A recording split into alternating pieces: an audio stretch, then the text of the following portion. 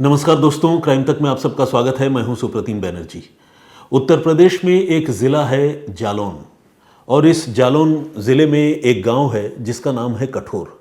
ये नाम अपने आप में थोड़ा अजीब सा है, कठोर, लेकिन हमारे देश में गाँव के बड़े अजब गजब और नायाब किस्म के नाम होते हैं। तो खैर, इससे अलग हटकर कठोर की कहानी ये है कि आज से तकरीबन 3 साल पहले की ये बात है। इस गांव में एक लड़की रहा करती थी, नाम था पुष्पा। पुष्पा काफ़ी खूबसूरत और पढ़ाई लिखाई में उसकी काफ़ी रुचि थी। कुल मिलाकर एक आइडियल गर्ल जिसे आप कह सकते हैं, आदर्श लड़की, वो पुष्पा थी। इस पुष्पा की शादी जो है, जैसा कि मैं आपको बता रहा हूँ, आज से 3 साल पहले हुई। और उस समय पुष्पा की उम्र थी यही कोई 26-27 साल के आसपास। शादी हुई पास के ही एक और गांव जिसका नाम है डाकोर। डाकोर में एक नौजवान रहा करता था, उसका नाम है ऋषि तिवारी। उसके साथ पुष्पा की शादी हुई।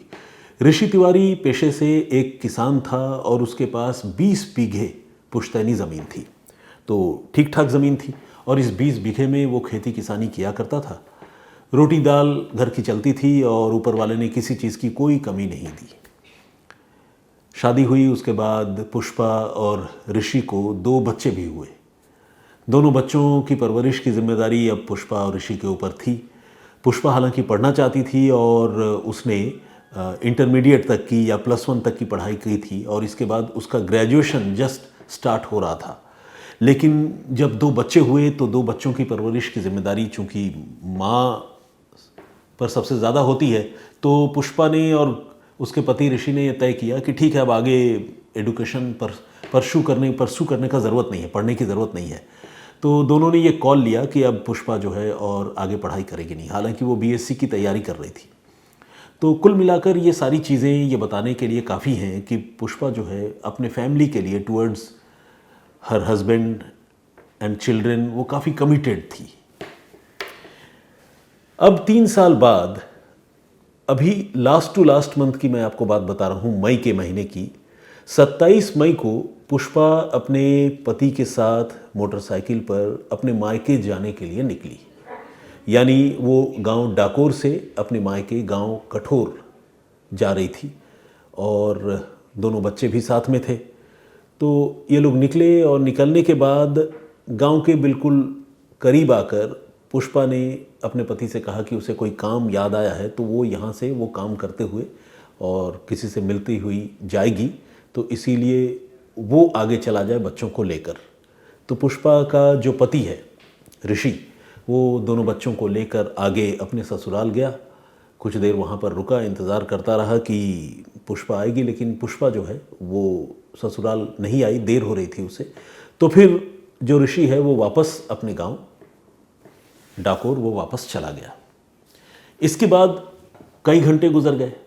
पुष्पा को फ़ोन करने की कोशिश की, लेकिन पुष्पा का फ़ोन भी नहीं लग रहा था। उधर जब पुष्पा के मायके में बात की तो पता चला कि पुष्पा वहाँ अभी तक नहीं आई है।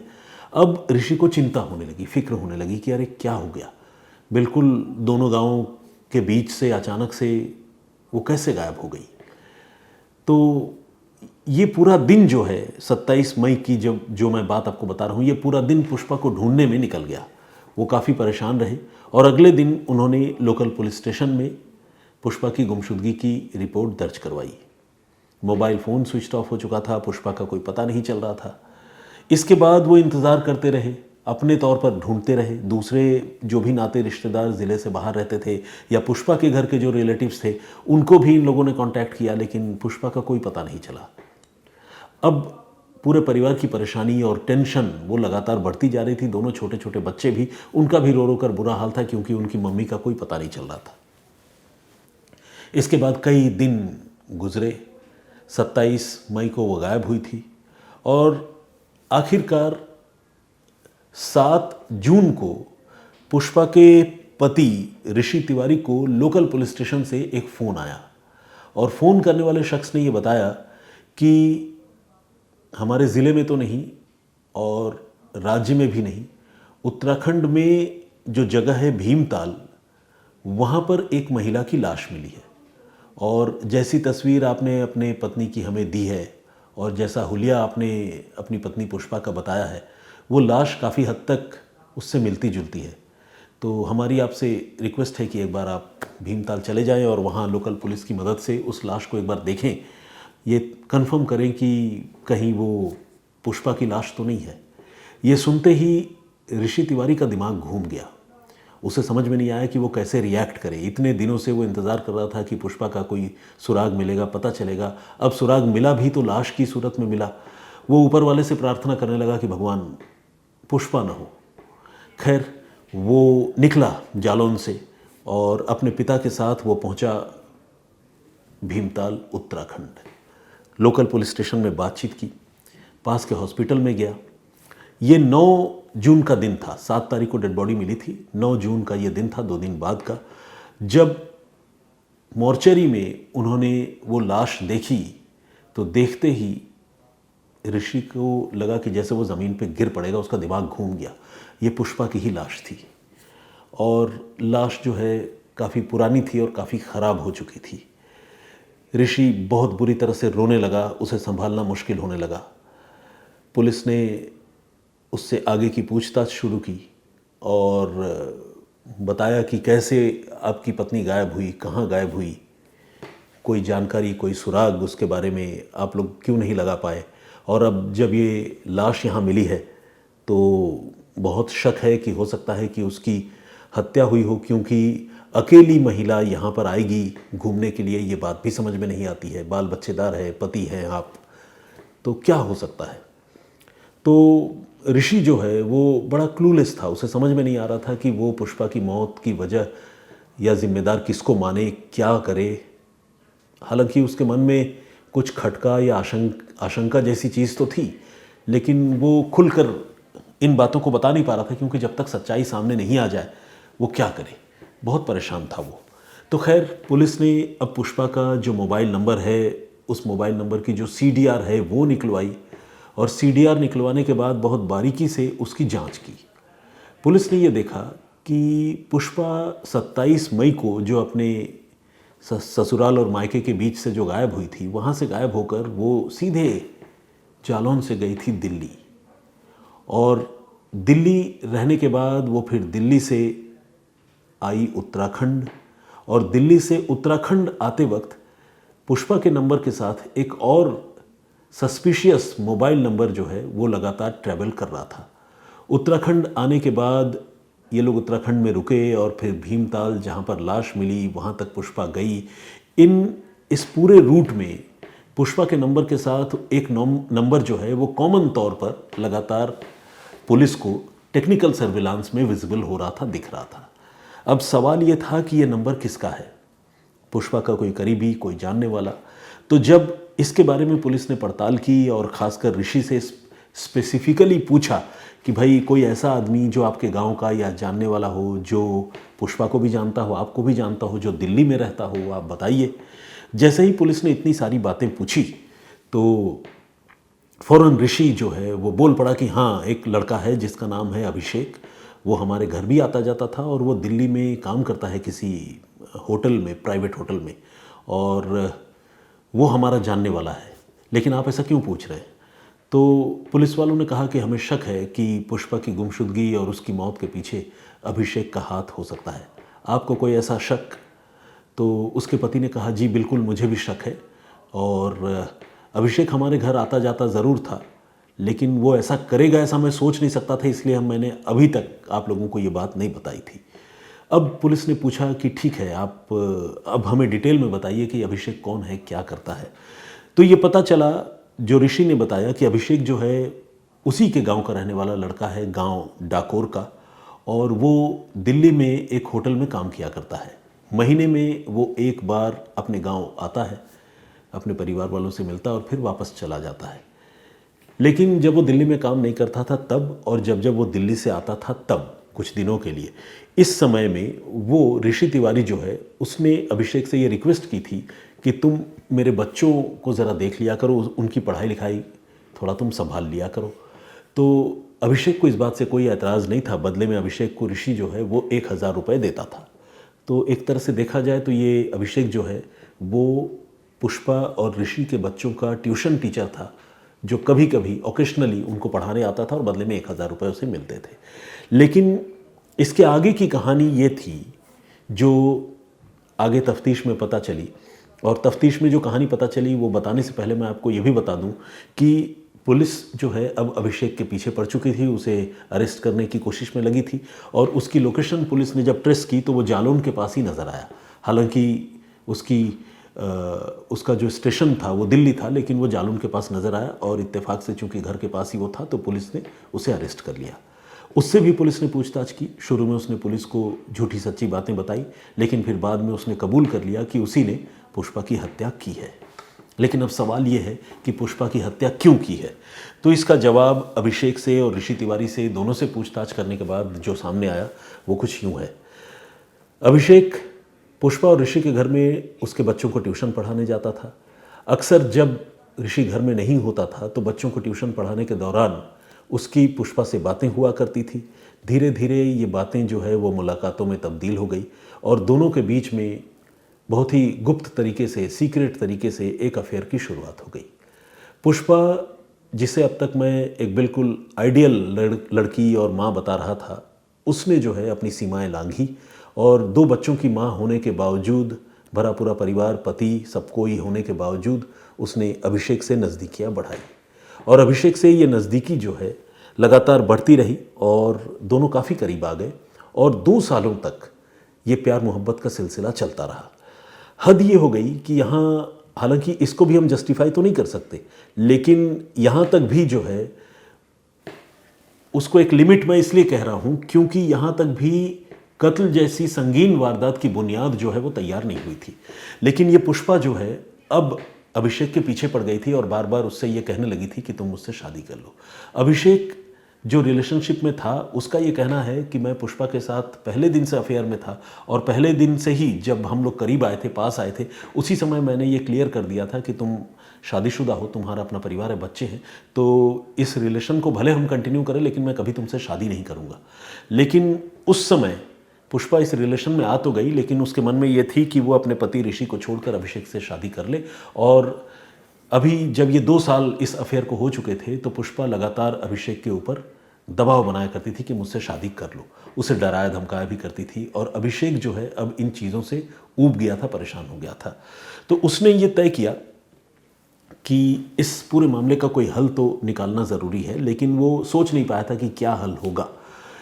27 मई को, जैसा कि मैंने आपको बताया, पुष्पा जो है वो निकली, और निकलने के बाद अपने मतलब मायके जाने के लिए निकली थी, और बीच रास्ते से गायब हो गई, और गायब होने के बाद वो सीधे पहुंच गई दिल्ली। जैसा कि मैंने आपको बताया, उसकी लोकेशन से ये पता चल रहा था। दिल्ली में आकर उसने अभिषेक से मुलाकात की, उसके होटल में गई, और अभिषेक के साथ वो एक दिन रुकी, और उसके बाद अभिषेक उसको लेकर घुमाने के बहाने उत्तराखंड के भीमताल चला गया। भीमताल के एक होटल में उन्होंने चेक इन किया। अब अभिषेक को ये समझ में नहीं आ रहा था कि ये जो प्यार मोहब्बत या चोरी छुपे मिलने जुलने का जो सिलसिला था वो अब गले की हड्डी बन चुकी है, और वो मुझसे शादी करना चाहती है। अभिषेक बिल्कुल कमिटेड रिलेशनशिप में नहीं था, वो शादी नहीं करना चाहता था। उसे समझ में नहीं आ रहा था कि अब क्या करें। तो उसने फिर आनन फानन में पुष्पा को रास्ते से हटाने का और उसका मर्डर करने का प्लान किया। उसने शराब की एक बोतल खरीदी, और आपको जानकर हैरानी होगी कि उसने ये पूरी की पूरी बोतल होटल के कमरे में बहाने से पुष्पा को पिला दी। अब एक हाउसवाइफ, जो जाहिर सी बात है रोज़ तो शराब नहीं पीती होगी, ऑकेशनली कभी कभार पीती होगी, या शायद कभी ना पीती हो, लेकिन उसको उसके प्रेमी ने, अभिषेक ने, एक पूरी बोतल शराब पिला दी। अब पुष्पा की हालत जो है वो नशे में बिल्कुल चूर हो गई। पुष्पा को लेकर वो होटल से निकला और भीमताल के झील के पास जाकर वो बैठ गया। रात का वक्त था, दोनों काफ़ी देर तक बैठे रहे। पुष्पा नशे में धुत तरह तरह की बातें कर रही थी, अजब गजब बातें कर रही थी, इस पर दबाव भी बना रही थी शादी के लिए। अचानक जब ये कंफर्म हो गया अभिषेक कि अब हमें देखने वाला कोई नहीं है, तो उसने पुष्पा को गहरे पानी में धक्का दे दिया। पुष्पा नशे में थी और वो पानी में गई, वो तैरना नहीं जानती थी, वो डूब गई। कुछ देर छटपटाने के बाद जब वो पानी में बिल्कुल समा गई, डूब गई, और ऋषि को लगा कि, अभिषेक को लगा कि अब उसके बचने की कोई गुंजाइश नहीं है, तो उसका प्रेमी जो है वो वहाँ से फरार हो गया। फरार होने के बाद वो दिल्ली गया और अपने होटल में उसने अपनी ड्यूटी रिज्यूम कर ली, काम उसने शुरू कर दिया। किसी को पुष्पा की मौत के बारे में, उसकी गुमशुदगी के बारे में शुरू में तो पता नहीं था, लेकिन 27 तारीख को के बाद ये 28 या 29 तारीख की घटना है, उसको जो झील में धकेला गया, इसके बाद जब 7 जून को वो बॉडी झील से रिकवर हुई, वो बॉडी बाहर आई ना, सरफेस हुई, तो इसके बाद जो है पता चला कि एक महिला डूबी है। पहले तो गुमशुदगी के मामले की ही जांच हो रही थी, फिर जब आसपास की पुलिस, राज्यों की पुलिस एक दूसरे से इनपुट शेयर करती है, जब जालौन की पुलिस ने उत्तराखंड की पुलिस से बातचीत की कि आपके यहाँ कोई ऐसा केस, कोई मामला, तो उत्तराखंड की पुलिस से, और एक जिपनेट का सिस्टम भी है जो आपको पता होगा कि जो गुमशुदा लोग होते हैं अलग अलग राज्यों के, अलग अलग ज़िलों के, उसका इनपुट शेयरिंग करने के लिए पुलिस वालों ने एक जिपनेट सिस्टम भी बना रखा है। तो इन सारी टेक्नोलॉजीज़ की मदद से जब पता चला कि पुष्पा तो नहीं लेकिन एक महिला की बॉडी मिली है, तो फिर तफ्तीश आगे बढ़ी और फिर आगे बढ़ने के बाद इस तरह पूरे मामले का खुलासा हुआ। तो देखा जाए तो पुष्पा जो है वो अगर इस तरह के रिलेशनशिप में नहीं होती और अपने प्रेमी पर ज़बरदस्ती खुद से शादी करने का दबाव नहीं बनाती, तो शायद उसका ये हर्ष नहीं होता। तो बहुत ही दुखद और अफसोसनाक कहानी। इस पूरे घटनाक्रम पर आपका नज़रिया क्या है, प्लीज़ हमें कमेंट करके ज़रूर बताइएगा। पुष्पा के साथ जो हुआ वो अपने आप में बहुत दुखद है, लेकिन उससे भी ज़्यादा दुख मुझे पुष्पा के बच्चों के लिए है। आप सोचिए, वो बच्चे तो मतलब जीते जी जो है उन्होंने मतलब बच्चों के साथ बहुत बुरा हुआ, मतलब उन्होंने अपनी माँ खो दी, और ऐसा बिल्कुल नहीं होना चाहिए था। और इसके लिए अभिषेक जो कातिल है वो तो खैर जिम्मेदार है ही, पुष्पा भी जो है इस मामले में मेरे हिसाब से दोषी है। आप लोग क्या सोचते हैं, प्लीज़ हमें कमेंट करके ज़रूर बताइएगा। एक प्रीवियस स्टोरी जो मैंने आप लोगों को सुनाई थी, हमने बताया था कि किस तरह से सहारनपुर के एक प्रॉपर्टी डीलर की हत्या महज एक थप्पड़ की वजह से हो गई, और उस प्रॉपर्टी डीलर के कातिलों को पकड़ने के लिए पुलिस ने 6 महीने में 2 लाख किलोमीटर का सफ़र तय किया। तो उस पर आप में से बहुत सारे लोगों ने कमेंट किया है, आइए कुछ कमेंट्स पढ़ता हूँ। अच्छा, कल एक स्लिप ऑफ टंग भी हो गया था। कई बार बोलते हुए इतनी सारी बातें जो है वो कैटेगरिकली याद नहीं रहती जैसा इंसान याद रखना चाहता है।